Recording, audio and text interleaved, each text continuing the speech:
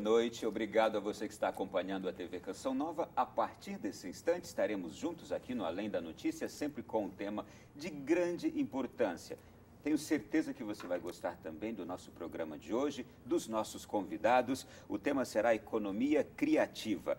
De acordo com o Sebrae, a economia criativa é um termo criado para nomear modelos de negócio ou gestão que se originam em atividades, produtos ou serviços desenvolvidos a partir do conhecimento, criatividade ou capital intelectual de indivíduos com vistas à geração de trabalho e renda. Isto que nós estamos precisando na atualidade do Brasil. Este tema, eu tenho certeza que será de extrema importância, sobretudo para pessoas que neste momento estão passando pelo grave desafio do desemprego, mas também para aqueles que têm sempre grandes inspirações e aspirações. Nós vamos conversar agora e eu recebo com muito prazer Rossana Pavanelli, que já é uma amiga conhecida, professora e consultora da Fundação Getúlio Vargas, especialista em estratégia, mercado e economia criativa. Estou contente de recebê-la novamente, Rossana. Muito obrigada pelo convite, Ronaldo. É um prazer contribuir ao seu programa. E vai ser muito interessante Obrigada. Esse programa de hoje. Eu quero receber agora pela primeira vez e com muito prazer também Peter Dostler. O Peter é diretor executivo da Steinbach Universidade de Berlim. Todavia, ele é o diretor executivo da Steinbach no Brasil. É também consultor internacional com experiência de 23 anos no mercado nacional e internacional, especialista em marketing empresarial, planejamento estratégico, gestão de negócios e gestão da inovação. Peter, que bom conhecê-lo. Olá, tudo bem, Ronaldo? Muito obrigado pelo prazer de me receber aqui no seu programa. Falar de economia criativa, com vocês convidados assim, com esse currículo tão rico, é porque vocês devem ser muito criativos. Então, já obrigado por tudo que nos darão aqui neste programa.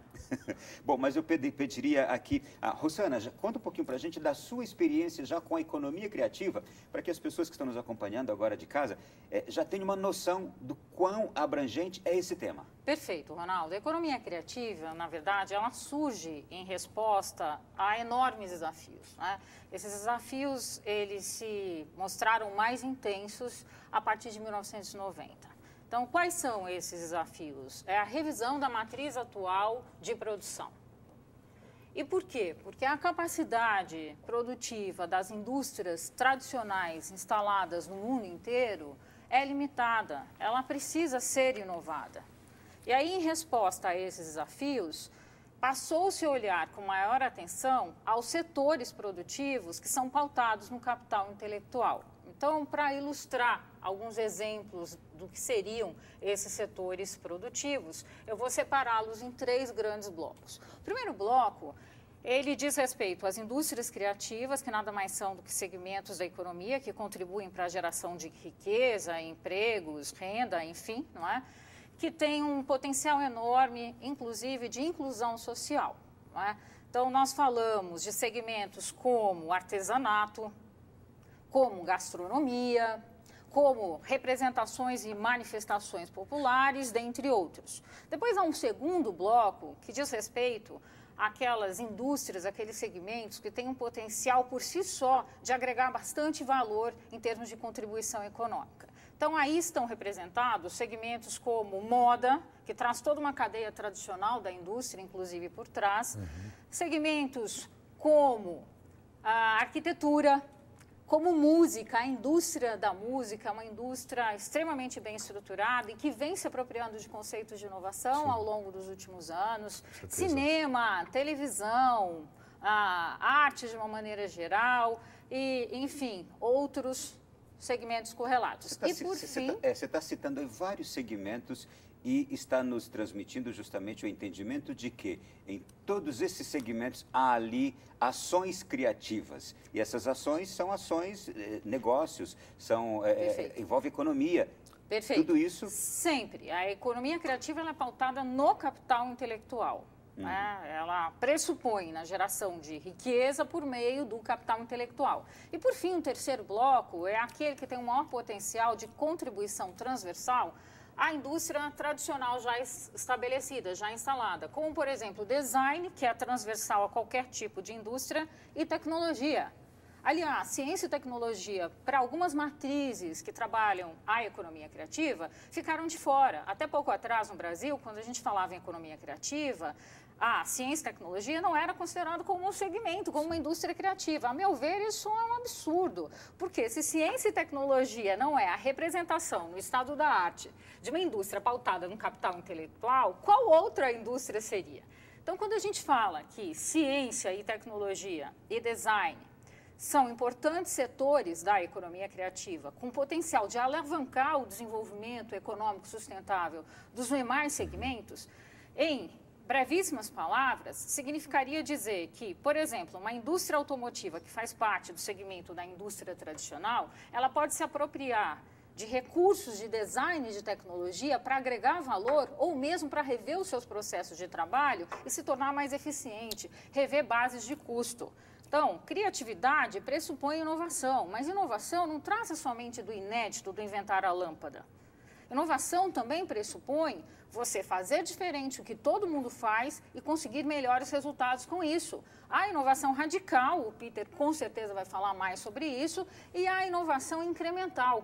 A inovação incremental é justamente a que diz respeito às melhorias para que você melhore os seus processos, aprimore os seus processos e, com isso, consiga tornar as indústrias, inclusive tradicionais, mais competitivas, mais inovadoras, mais eficientes. E, por fim, que alcancem melhor os seus objetivos, né? Que é o objetivo maior, a efetividade da atuação corporativa. Então, em brevíssimas linhas, é disso que trata, de tudo isso, como você muito bem colocou, a economia criativa. Não por menos, é pauta de todos os governos hoje ao redor do mundo. É uma preocupação da China, dos Estados Unidos, Inglaterra precursora aí nessa corrente desde 1997, e nós aqui no Brasil estamos muito atrasados em termos de uma pauta séria, concreta, com resultados efetivos que ajudem a alavancar o desenvolvimento econômico do país. E pode ser algo muito novo para quem agora está em casa, para quem agora está vivendo esse desafio do desemprego.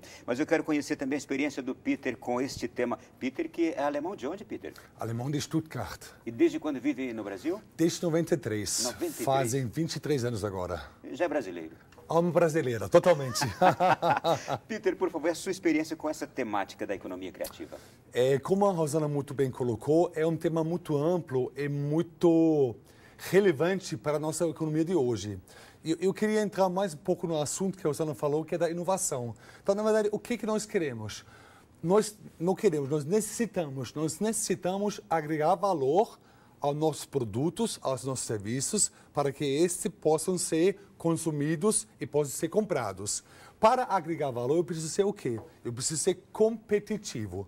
Para ser competitivo, eu preciso fazer algo diferente que o outro faz, né?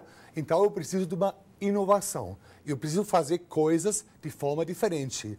Isso não só, a Rosana mencionou a inovação radical, que seria inventar uma coisa totalmente nova, por exemplo, o iPhone, inovação radical. Então, revolucionou todo o setor de música e de telefonia. Mas a inovação incremental, que foca na melhoria de processos, que foca na melhoria da estrutura, que foca na melhoria de modelo de negócio. E vou só dar um exemplo para vocês todos, para talvez seja um pouco mais claro. Todo mundo conhece a Xerox, concorda? Sim, copiadoras. Sim.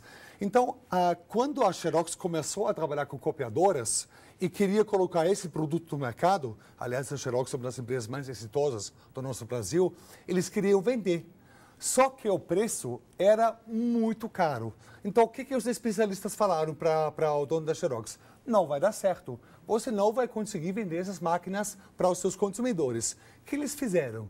Eles fizeram uma inovação no modelo de negócio. Então, em vez de vender a copiadora, em vez de colocar esse produto vendido, eles alugaram, falaram, você vai ter minha copiadora e você vai me pagar por cópia tirada. Você tem 2.000 cópias por mês para você tirar e a partir daí você me paga 1 centavo, 3 centavos, 5 centavos. E as empresas acharam ótimo, isso vai ser um bom negócio, eu nunca vou tirar 2.000 cópias. E tiravam milhares de cópias. E assim uma inovação do modelo de negócio. Então nós podemos inovar processos, estrutura, modelo de negócio, inovação social, organizações sociais, ONGs, igrejas, outras organizações sem fins lucrativos precisam inovar hoje também. Então, a inovação, o fazer diferente é fundamental. E aí entra a criatividade, que a Rosana colocou muito bem, você colocou isso muito bem, é fundamental. Mas só criatividade não basta. Né? Eu posso ser muito criativo, eu posso ter muitas ideias, eu posso ter muitas boas intenções. Aliás, nosso país é cheio de boas intenções, mas eu preciso colocar as minhas ideias na prática, eu preciso tirar essas ideias no nível de ação e transformar a ação em resultados. Aí sim, nós temos uma economia criativa, nós de fato temos uma inovação, porque inovação só é uma inovação quando você coloca dinheiro no bolso, no caso do empresário, ou quando reduz custos, ou você realmente cria um novo serviço social. Então, a inovação por si não é uma ideia boa, não é uma ideia criativa. É realmente de fazer a coisa diferente e conseguir colocar isso no mercado e com isso gerir resultados. Quando é que eu posso me identificar como uma pessoa com capacidade para inovar? Uma pessoa com capacidade para criar, para produzir, para empreender também. Porque talvez seja isto que hoje esteja faltando para tanta gente que tem potencial, mas que não sabe que tem. Sim, sim. Quando eu posso me descobrir como alguém capaz de inovar, de criar, de empreender? Então, eu diria que o brasileiro, por natureza, é um povo extremamente criativo. Com certeza. Então, falta ao brasileiro, assim como muitas outras nações, estrutura para desenvolver a sua criatividade. Então, existem diversas metodologias que vão apoiar este processo de inovação e é preciso buscá-las. O que o brasileiro também é um povo que trabalha demais com improviso, com o jeitinho brasileiro. Então, nós precisamos sair da informalidade em termos de estruturas aplicadas à inovação e buscar uma maior profissionalização, seja por meio de cursos que são oferecidos por instituições como o Sebrae, que atende o micro e pequeno empreendedor, até por instituições que atuam com outros segmentos, como uma Steinbeis, uma Fundação Getúlio Vargas, enfim. É possível considerar o improviso também como uma capacidade de inovar? Todavia, não se deve permanecer no improviso? Sim, improviso é importante, sem dúvida, mas improviso por si só não sustenta um processo de inovação. Então, como um kick-off, como um estágio inicial, você improvisar algo que possa ser aprimorado, aperfeiçoado ao longo do seu desenvolvimento, perfeito. O que nós não podemos é correr o risco de viver de improvisos. Sim.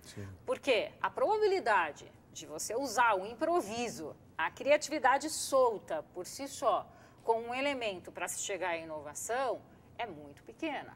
Você aumenta a chance de sucesso a hora que você se apropria de instrumentos e de ferramentas. E aqui, para quem não tem acesso a um curso mais em um formato formal, fica a dica, nós temos a internet, nós temos um conteúdo vasto disponível para acesso. Tanto no que se refere a boas práticas, como mesmo a metodologias que hoje estão disponíveis de forma gratuita na web. Sim. Então, não há necessidade obrigatória de, ao trabalhar com inovação, você passar por um processo formal, educacional. Mas você tem que buscar instrumentos, você tem que buscar referências para que você consiga aumentar a probabilidade de êxito do seu negócio. Não conhecendo o Peter, eu perguntei, Peter, você é o diretor executivo da Steinbeis no Brasil, mas o que é a Steinbeis? Ele disse, é uma universidade de Berlim. Eu falei, mas de onde vem o nome Steinbeis? Explica pra gente a história, porque eu gostei. Ok. O nome Steinbeis vem do senhor Ferdinand von Steinbeis. Ele era conselheiro do nosso rei, do meu estado, que é Baden-Württemberg, no sul da Alemanha. E Baden-Württemberg era um estado pobre, um estado agricultor e pobre. Há quanto tempo isso?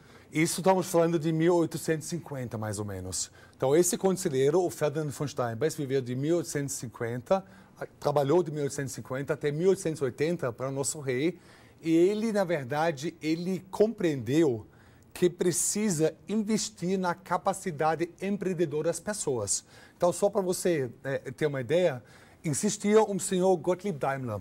O Gottlieb Daimler estava na sua garagem, engenheiro, experimentando com pequenas máquinas, fazendo experimentos. E o rei disse, eu preciso fortalecer esse espírito empreendedor.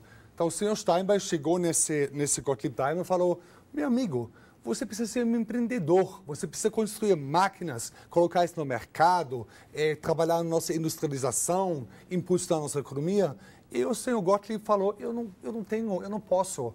Então, o rei mandou o senhor Gottlieb para a Inglaterra para conhecer mais sobre industrialização, para conhecer mais sobre o processo produtivo. Mandou ele para a França fazer um outro estudo. Ele voltou e abriu uma pequena empresa, chama-se Daimler-Benz. Então, Ferdinand von Steinbeis foi o nosso criador do Estado industrializado, hoje o mais relevante na Alemanha, de Baden-Württemberg. E à luz desse currículo, à luz dessa visão, nós nomeamos a nossa fundação, Fundação Steinbeis. Então, nós temos uma fundação que hoje é a terceira plataforma de transferência de tecnologia e conhecimento do mundo. E abaixo dessa fundação temos uma universidade, a Steinbeis Universidade de Berlim, que é a maior universidade particular da Alemanha. Só um pouco de contexto para você se nortear um pouco melhor. E importante, já em 1850, o senhor Steinbeis falava em inovação e em investir nas pessoas. Porque você discutiu um tema interessante como a Rosana, aquela coisa do improviso, mas o brasileiro é muito criativo, ele sabe muito bem improvisar. Inclusive, isso é necessário na nossa economia, que é uma economia um tanto quanto instável, né? Por vezes. Mas exatamente o que a Rosana falou, esse improviso é uma coisa perigosa, porque, tem uma boa ideia, tem uma ideia criativa, tem uma ideia nova, mas se você não tem mínimo processo de colocar isso no papel, de analisar quem já está fazendo isso, quanto poderia comprar para esse serviço, para esse produto, para quem eu poderia vender, como preciso entregar esse produto ou serviço. Então, se só ficar no improviso, realmente a coisa não funciona, fica na ideia. Então, preciso mínima de estrutura, e essa estrutura, na verdade, a Steinbeis, tanto a Fundação Getúlio Vargas, trabalha muito nessa possibilidade de capacitar pessoas, porque pessoas fazem acontecer as organizações e assim tornar a nossa economia mais criativa, mais competitiva e mais exitosa. A Steinbeis, ela tem algum paralelo ao qual poderíamos comparar aqui no Brasil? Seria a própria Fundação Getúlio Vargas. Sim, né? sim, seria uma escola de negócios que visa instalar capacidade nas empresas de se tornarem competitivos, se tornarem inovadoras e assim ter maior êxito na nossa economia. Muito bem. O nosso primeiro bloco já se esgotou. Daqui a pouco, na sequência, a gente vai falar sobre a importância da inovação em momentos de crise como este. Traremos aqui alguns exemplos e eu quero trazer uma outra questão também que percebi quando estive recentemente na Europa e fiquei com uma dúvida. Falei, será que nós, americanos, latino-americanos, somos menos criativos do que os europeus? Porque percebi uma coisa lá que eu quero partilhar com vocês na volta do nosso próximo bloco.